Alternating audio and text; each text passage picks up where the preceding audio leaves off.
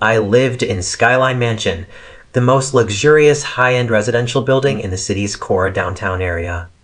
Every flat here was worth millions, with full intelligent property management, 24-hour exclusive security patrols, private garden access, and a strict entry access system that strictly blocked outsiders. Ordinary people could never step into this community, let alone own a flat here. For 3 years, I lived alone in a simple 120 square meter flat on the middle floor. I deliberately kept a low profile, dressed in casual ordinary clothes, drove a modest daily car, and never showed off my assets or status to anyone. To neighbors, property staff, and distant relatives, I was just an ordinary office worker who struggled to settle in the city, paying a huge mortgage every month and living a tight, ordinary life. No one knew my true identity. I was the mysterious behind-the-scenes owner of the entire Skyline Mansion community. I invested in the construction of this luxury residential project, held 100% of the building's property rights, and every household's rent, property fees, and operating income all belonged to me. This entire landmark luxury building, with hundreds of high-value flats and billions of overall assets, was my private property. I chose to live in an ordinary middle-floor flat just for peace and quiet. I disliked the noisy vanity of the upper class and wanted a simple, undisturbed life. I never took the initiative to contact my distant rural relatives, cutting off unnecessary, trivial social interactions, just to live freely on my own. But some people's greed is endless, and kindness only breeds insatiable encroachment. My rural aunt and uncle, who I hadn't contacted for years, suddenly found my address. They took their 28-year-old unemployed son to my city apartment uninvited, carrying tattered cloth bags, banging on my door loudly early in the morning, disturbing the entire floor's residents.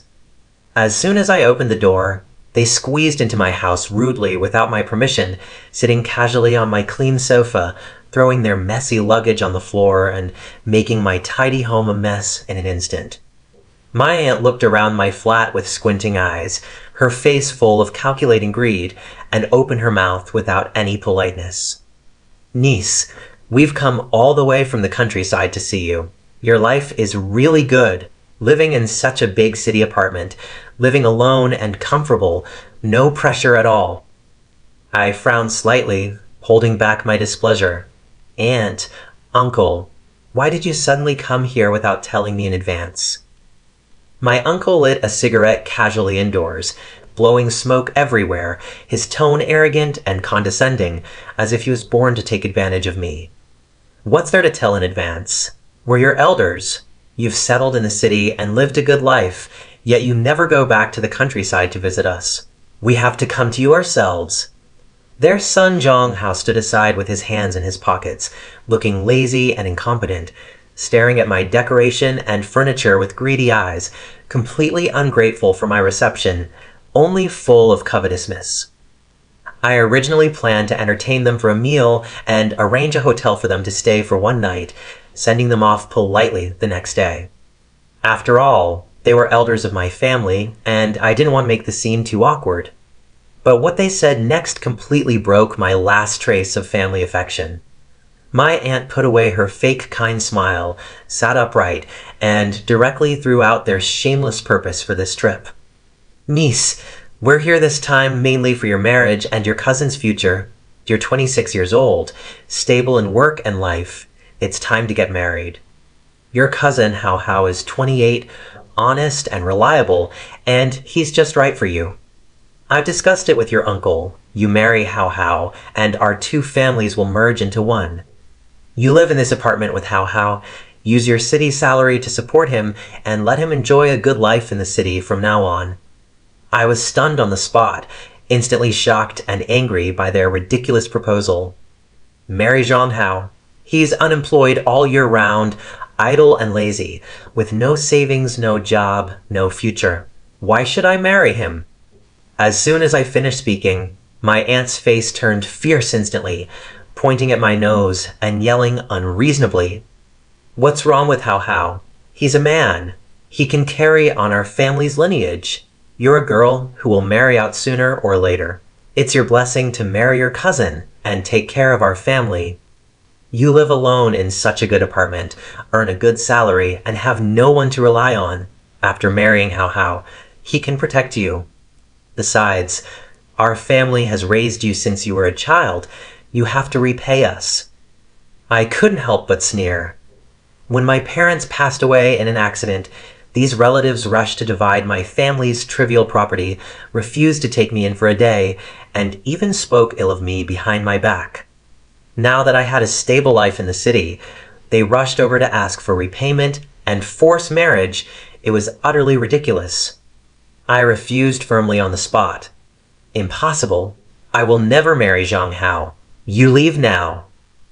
Seeing my tough attitude, my uncle suddenly slapped the table, his face full of ferocity and threats. "Refuse? You dare to refuse us. Let me tell you, you have to marry him today whether you like it or not. We've already inquired clearly. You pay a huge mortgage every month for this apartment. Your life is tight, and you have no family backing. If you obediently marry Hao Hao and support our family, we can help you save face. If you continue to be disobedient, we'll make a scene in your community, tell all your neighbors and colleagues that you're an unfilial, heartless girl, and ruin your reputation completely." Zhang Hao also stepped forward arrogantly, looking at me with disdain and superiority. "Cousin, don't be ignorant. A girl like you, who works hard to pay the mortgage, is worthless. Marry me. Let me live in your apartment. I'll help you bear the pressure. From now on, this house is mine, and your salary is mine too. You'll have a stable family. What's not to satisfy?" These words were extremely shameless and chilling. They thought I was a struggling ordinary office worker with no background, no power, and no one to rely on. They thought they could bully me arbitrarily, force me to marry their useless son, take over my apartment, and squeeze my salary for their family's free spending. In their eyes, my hard-won stable life was just a free gift for their lazy son. My aunt became more and more rampant, directly starting to arrange the room on her own. "From today on, we'll live here. Hao Hao will live in your master bedroom, and we'll live in the second bedroom. Your small apartment is just enough for our family of 3 to live comfortably. You quit your busy job, stay at home to take care of Hao Hao's daily life, cook for him, wash his clothes, and earn money to support our family. This is the duty of a wife and junior relative." They completely regarded my private apartment as their free nest, regarded my hard work as their free income, and forced me to sacrifice my entire life to serve their useless son. Watching their greedy, arrogant, and shameless faces, the last trace of family affection in my heart was completely wiped out. They thought they were bullying a powerless poor girl, but they had no idea that the apartment they coveted, the entire luxury building they stood in, was all my private property. A cold smile rose on my lips, and I stopped wasting words with them. "Fine, you want to live here so much, then stay." My aunt and uncle thought I was scared and surrendered, laughing triumphantly, completely immersed in the joy of occupying my house for free. #rising conflict. In the next 3 days, my 3 relatives completely treated my home as their own private territory, acting recklessly and unbridledly. They messed up every corner of the house, threw garbage everywhere, washed rural dirt on the floor, and made the clean and tidy luxury apartment dirty and messy. They used my skincare products casually, wore my private clothes, ate all the expensive fruits and ingredients I stocked, and had no sense of gratitude at all. The lazy Zhang Hao stayed at home all day playing mobile games, eating and drinking for free, never taking the initiative to clean up, and even ordered me to serve him tea and water, saying that it was the duty of a future wife. My aunt and uncle went downstairs to chat with the community elders every day, spreading rumors everywhere, boasting that their son was going to marry me, that this entire apartment would belong to their family soon, and that they would settle in the city and live a wealthy life relying on me. They slandered me in front of neighbors, saying that I was unfilial and cold-blooded, and that they had worked hard to raise me, but I was unwilling to repay them, forcing public opinion to pressure me into agreeing to the marriage. Many ignorant neighbors were misled, pointing fingers at me privately, making me the unfilial villain in everyone's mouth. Even so, their greed was still not satisfied. On the third night, my aunt sat in the living room and put forward more excessive demands without shame. Niece, since you're going to marry Hao Hao soon, you have to transfer this apartment's property rights to Hao Hao's name first. Girls can't hold real estate, it's unsafe. Transferring it to our son's name is the most reliable. Also, you have to buy a new car for Hao Hao as a wedding gift. Your salary is high. Save money to buy him a 200,000 yuan car so he can have face when going out. After marriage, all your salary cards must be handed over to me for safekeeping. I'll arrange the family expenses, and you're not allowed to spend money randomly. One request was more excessive than the last, completely wanting to hollow out all my assets and let me dedicate my whole life to their family. Zhang Hao leaned on the sofa, playing games casually, and echoed lazily. That's right.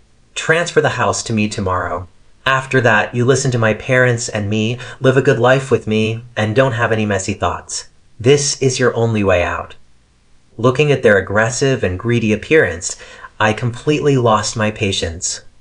I originally wanted to send them away politely, but their endless encroachment and bullying completely touched my bottom line. Since they love occupying other people's houses and forcing others to sacrifice so much, I'll let them taste the most desperate end of greed. I took out my mobile phone, dialed the exclusive property manager's phone number, and said in a cold and calm tone, "Come to Unit 1803 immediately. Bring the building property rights certificate and community access management records, and arrange for security staff to stand by."